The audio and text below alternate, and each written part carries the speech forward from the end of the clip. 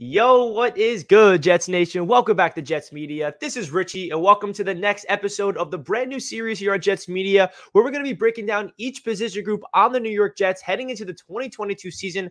I already broke down the offensive line with Matt O'Leary. We talked about the tight ends with Greenbean, and now we have another special guest to talk about the running back position, that being Jake. I'm really excited to bring him in because the running back position is probably one of my favorite position groups heading into the New York Jets season because of the talent that we have on the roster. So guys, before we hop into the video, I just want to mention, if you guys are new to Jets Media, make sure you hit that subscribe button. Help me get to my new goal of 12,000 subscribers. That will mean a lot to me. And also, if you guys enjoy the video, don't forget to thumbs it up. If you guys want to check me out over on Instagram and Twitter, you guys know where to find me at NYJets_media. Now, without further ado, let's bring in the special guest to break down the New York Jets 2022 running back position.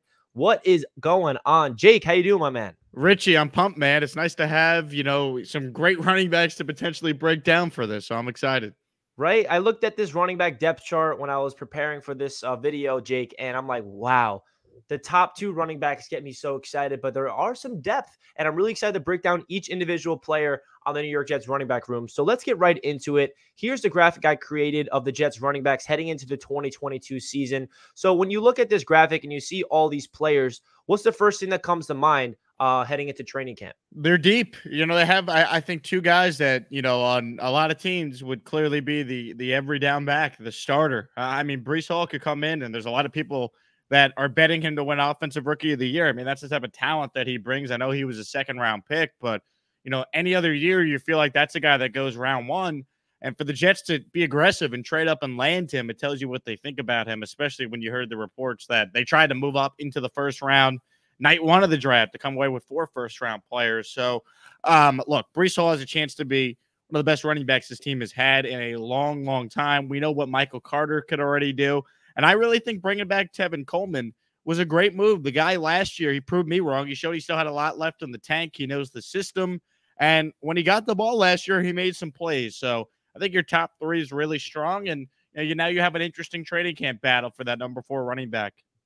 Yeah, I really think that this is a deep running back room. And the two running backs that all Jets fans are most excited about is definitely Breece Hall and Michael Carter, because last year I was like, wow, Michael Carter might be the future running back 1 of this team. He showed up as a rookie, as a 4th-round pick. I can't believe it. Carter's going to be here for a long time. And what does the Jets do? They go out there and get a guy in Breece Hall, who is an even better prospect than Carter coming out of college, which is not a knock on Michael Carter at all. It's just what the vision is with Joe Douglas and this offensive coaching staff to try to really implement the running back by committee. So what's your thoughts of the duo of Breece Hall and Mike Carter?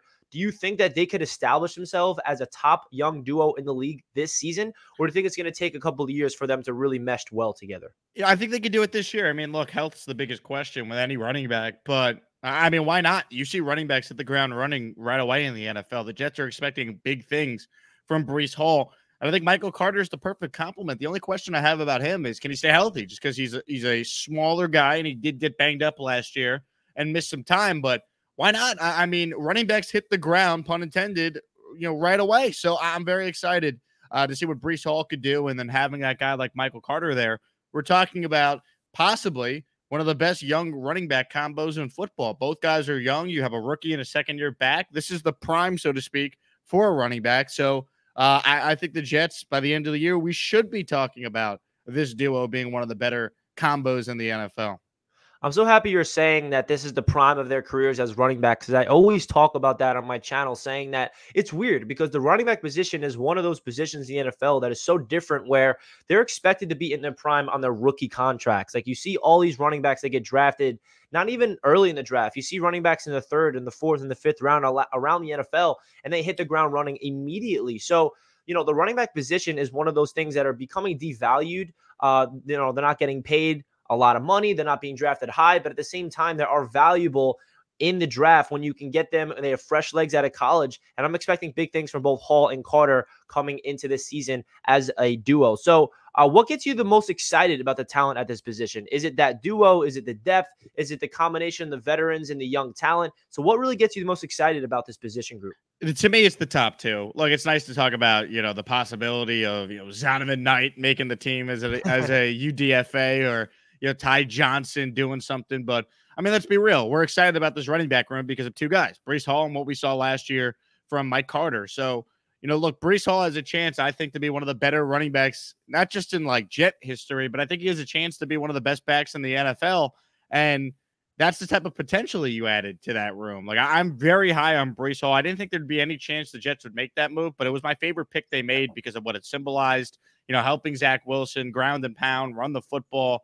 This offense is going to be built like how the 49ers have been so effective running the ball. You added Laken Tomlinson to this offensive line to help improve that running game, of course. So, I mean, to me, the reason why I'm so excited is because of the young talent up top. I think any Jet fan that would try to give you a different answer is just looking for a different reason to talk about the obvious. The excitement is because of Breece and Mike Carter and what they could do for years to come together.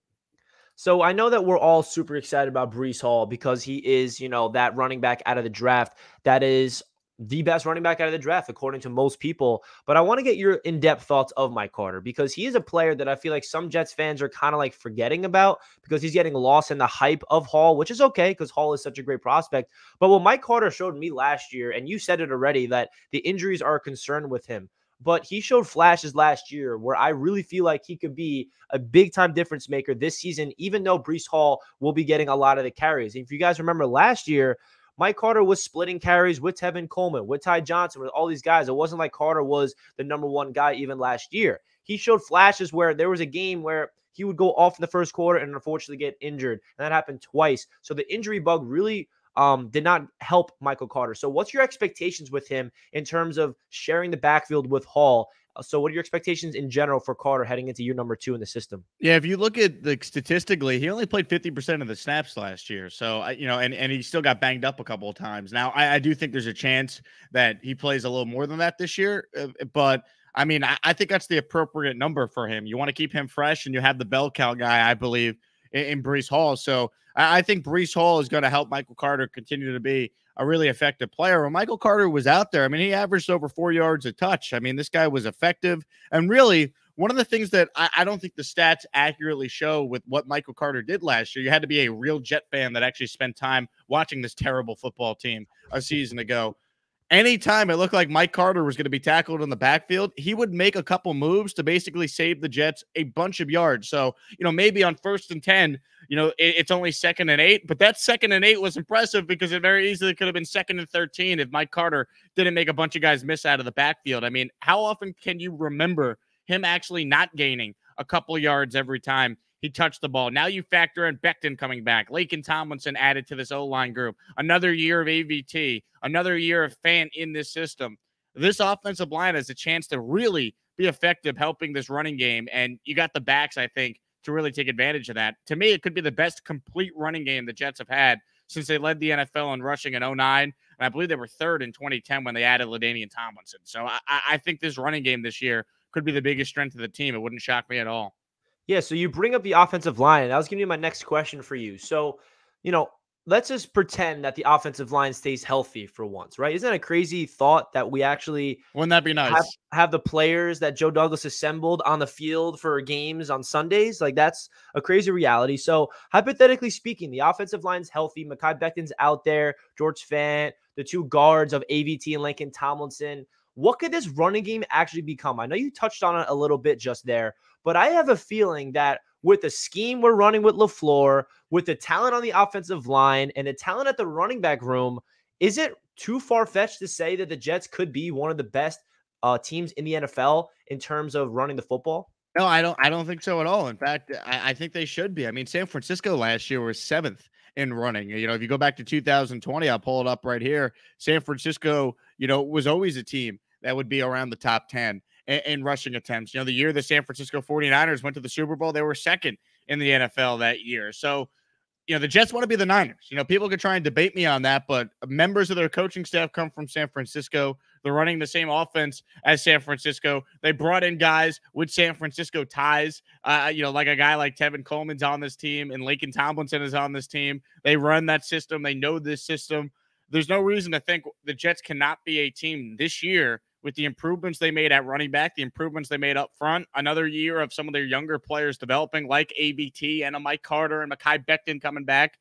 There's no reason to believe that this ground and pound attack can't be a top 5 rushing attack in the NFL. I think that's ideally what the Jets want to do, Richie, because as much as we all seem to love Zach Wilson, I don't want Zach having to throw 30 times a game.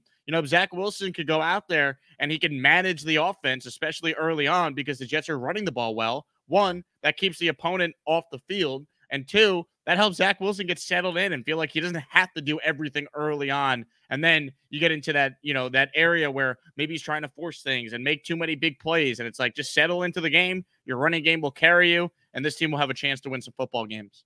Yeah, the running game really is getting me excited about the potential this season. If you guys remember when the New York Jets were last good in 2009, 2010, that was all about having an elite offensive line and having a really good running game. And of course, the defense is a big reason why they were that good. But that's really what I remember the New York Jets being when they were successful, is having a dominant offensive line and having a really good offense in terms of grounding and pounding the football. So I know we touched on a little earlier that we're not going to really put too much stock into what's going to be happening outside of the top three running backs. But I do think there's going to be interesting competition in the training camp for that running back number 4 spot. So who do you think is going to be running back number 4? Right here, I penciled in Ty Johnson, but I think it's going to be a competition between Ty Johnson, LaMichael Pirine, and Bam Zonovan Knight. So who do you think is going to come out as running back number 4?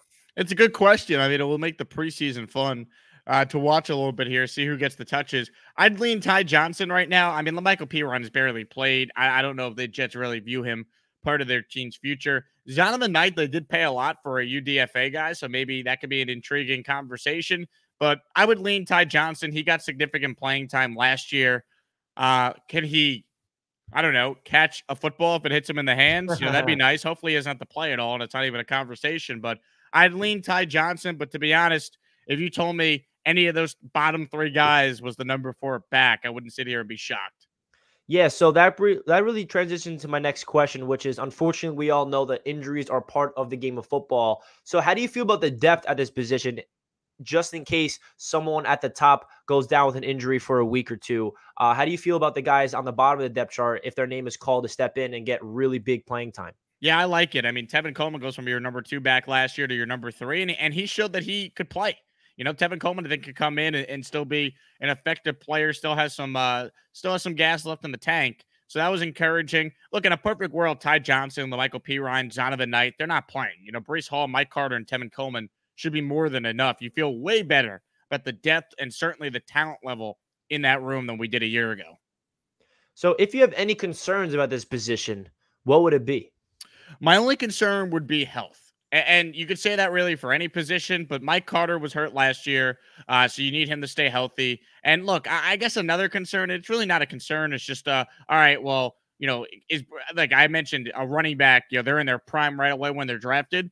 That I still think is true, but you never know if it's going to take a couple games for Breece Hall to really hit his stride, just because he's a young player. So I guess my only other concern would be, I think he's going to be good. I'm not worried about that. But how quickly is he really good? You know what I mean? Like, does it take a couple games? Like, I don't think it's going to take the full year. Like Zach Wilson, it really took the last 5 games for that to click. And we saw, franchise quarterback potential down the stretch.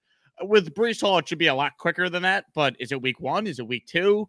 Can it be by week 3? Because the Jets can't afford to get off to a terrible start. So they really need this offense to click as quick as possible. So that would be the only other concern. Injury 1, and then just how quickly does it click right away? And I asked the same question for every single position group so far on the series. So what's your thoughts of the long term of this running back position? I think this is the one position that we can really be confident about the long term, because we drafted Mike Carter last year. We drafted Hall this year. So we have control on those 2 players for the next 3 years minimum. So what's your thoughts of the long term of this position at the running backs? Yeah, I'm with you. I would say this is probably a group, at least the top 2, and you probably rotate who the veteran is that you bring in, or maybe one of these younger guys on the team can emerge for the number 3 role. This is a group that should be here long term, right? I mean, you used a high 2nd round pick on Breece. You used a pick last year on Mike Carter. He's already exceeded what people thought. I mean, people thought as a 4th round pick that was a steal then, and turned out, well, they were right. So I would say this, Richie. This is a group that should be together, at least the top 2, for years to come. I would absolutely love both Carter and Hall getting second contracts with the New York Jets because that just tells me continuity. That means there's success. That means the offense is clicking. Let's see both of those players be here for a long, long time. So let's get into the fun stuff to finish off the video, Jake. Let's get into some stat predictions. So first, let's talk about as a position. How many rushing yards do you think the running backs can compile together? Adding up Hall, Carter, Coleman. Is it around 1,700? Is it 2,000? Is it over 2,000? If you had to guess how many rushing yards and how many rushing touchdowns this position is going to get collectively, what would it be? Man, this is a great question. I mean, you look at the average, and the Philadelphia Eagles led the NFL in rushing last year, and they averaged 156 yards per game last year. That led the NFL. So, I mean, it's tough to give you like an exact stat breakdown. I'll give you a bold prediction though. I think Breece Hall goes over 1,000 yards this year. So let's say he goes over 1,000. Let's say Mike Carter provides another 500 yards rushing. That's 1,500 right there. Fill in the rest with some Tevin Coleman sprinkled in, and maybe the occasional carry from a Ty Johnson or whoever else is that number 4 running back. I think the Jets are a top 5 rushing attack team this year. I think Michael Carter and Breece Hall, the two of them combined for, let's say, 1,500 yards of rushing.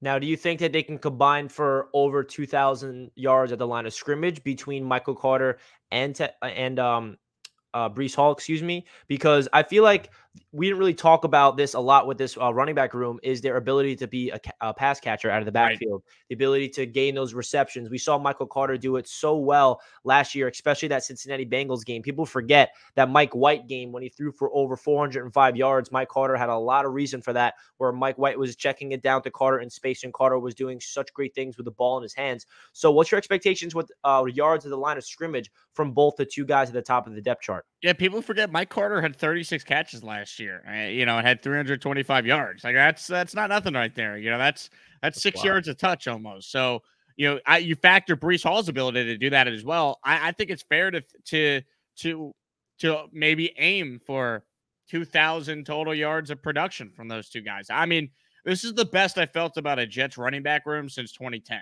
when you had LT and Sean Green, or 2009 when you had Thomas Jones and Leon Washington, and Sean Green was the rookie they drafted that year. And he obviously, by the end of the season, played a major role opposite Thomas Jones and had some memorable plays as a Jet. I feel really good about this room. And you're right, we haven't spent a lot of time talking about both guys' abilities as pass catchers, but that's going to be huge in this offense. I think the playmaking ability in general from this running back room should excite every Jet fan. It should really excite Jets fans for the main reason of it's going to help out Zach Wilson, because Zach Wilson is a quarterback where all he needs to do is sometimes just check it down. And now we have the weapons to be able to take it the distance. I remember always looking around the league and seeing like Mahomes' stats where he had his best seasons with the Chiefs, where he didn't seem like he had a game where he did anything. He just checks it down to his running back, or he checks it down to Travis Kelce and he takes it to the house, or Tyreek Hill takes it to the house. That's just an example I have with the Kansas City Chiefs. I'm like, wow. Patrick Mahomes just got like a 65-yard touchdown by just throwing the ball 2 yards. So let's see that with Zach Wilson. And now Zach Wilson has all the weapons around him, not even just in the running back position, but as we all know, the wide receivers is revamped, the tight end room is revamped. So let's see Zach Wilson check the ball down, throw the ball just a little bit where he doesn't have to do too much, and the weapons around him are the ones that can get those yards, get in the end zone, become the home run hitter that Breece Hall is really all about, that Robert Saleh always talked about, becoming a explosive offense, and on defense, being a defense that can limit those explosive plays. So, Jake, I really do appreciate you hopping on the show to talk about the running back position. I think that we can both say with a straight face that this position group gets us extremely excited. Every single Jets fan should be excited about this running back position. So any last words you have about this position group before we end off the video? Yeah, man, just can't wait for the season to start. I mean, I'm gonna enjoy summer. We got the Yankees and Mets in first place right now, and there's a lot going on with the baseball teams. But I'm a football fan first and foremost, and I can't wait for the Jets season. It's rightfully so. We're all very excited. The buzz is real. We appreciate everybody tuning into all the content here on my channel and, of course, Jake's channel during the off season. If you guys are not familiar with Jake's channel, that'll be linked down below in the description. Make sure you guys check out Jake for daily Jets content. Jake, I appreciate having you on my show. Always a pleasure. And let's go Jets, everybody. We'll catch you guys in the next video. Peace.